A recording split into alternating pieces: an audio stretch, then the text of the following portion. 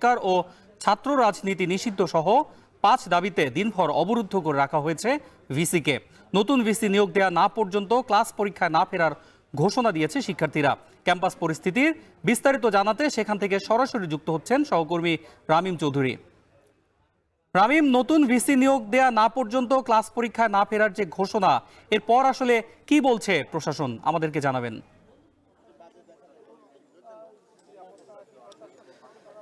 অন্যয় আসলে আজকে কিন্তু কিছুক্ষণ আগেই আমরা দেখেছি যে এখানে আন্দোলনরত যে শিক্ষার্থীরা ছিলেন কুয়েটের, তারা সংবাদ মাধ্যমের সামনে কথা বলেছেন এবং তারা যেটি বলছেন যে মূলত কুয়েটের ভিসি প্রভিসি এবং ছাত্র কল্যাণ যে পরিচালক রয়েছেন তাকে কিন্তু তারা প্রত্যাখ্যান করেছেন এবং তাকে প্রত্যাখ্যান করার ফলে কিন্তু তারা যেটি বলছেন যে মূলত আমরা তাদের যে শিক্ষা কার্যক্রম সেটিও কিন্তু বন্ধ থাকবে যতক্ষণ না পর্যন্ত নতুন ভিসি এই কুয়েটে নিয়োগ দেওয়া না হবে।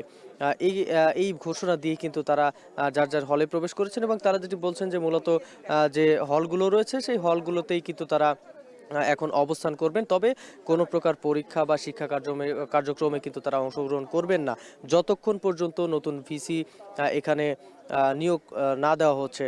এর আগে আমরা দেখেছি যে এখানে কিন্তু সিন্ডিকেট যে সভা হয়েছে সেটি ভার্চুয়ালি একটি সিন্ডিকেট সভা হয়েছে এবং সেই সভার মাধ্যমে কিন্তু শিক্ষার্থীদের যে দাবি ছিল যে এখানে হামলার ঘটনায় যারা জড়িত রয়েছে তাদের আইনের আওতায় আনা, এখানে রাজনীতিমুক্ত একটি ক্যাম্পাস করা, এর পাশাপাশি এখানে আহত যে শিক্ষার্থীরা ছিল তাদেরকে তাদের যে স্বাস্থ্য সুরক্ষা এবং তাদের যে স্বাস্থ্য সেবার জন্য যে খরচ হবে সম্পূর্ণ খরচ কিন্তু বিশ্ববিদ্যালয় প্রশাসনের বহন করার যে দাবি, প্রায় সবগুলো দাবি কিন্তু তারা মেনে নিয়েছিলেন এমনটাই আমরা জানতে পেরেছি।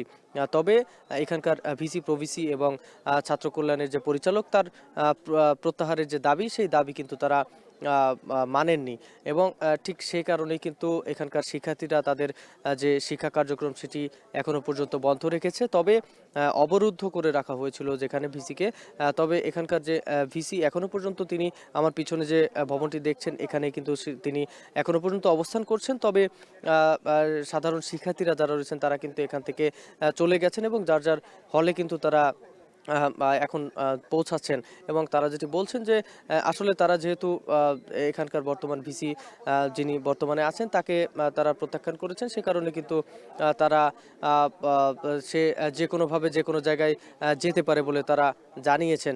মোটামুটি সব মিলিয়ে বললে চলে যে এখনো পর্যন্ত কিন্তু তাদের যে শিক্ষার্থীরা যারা তারা তাদের যে দাবিতে এখনো পর্যন্ত অনড় রয়েছে।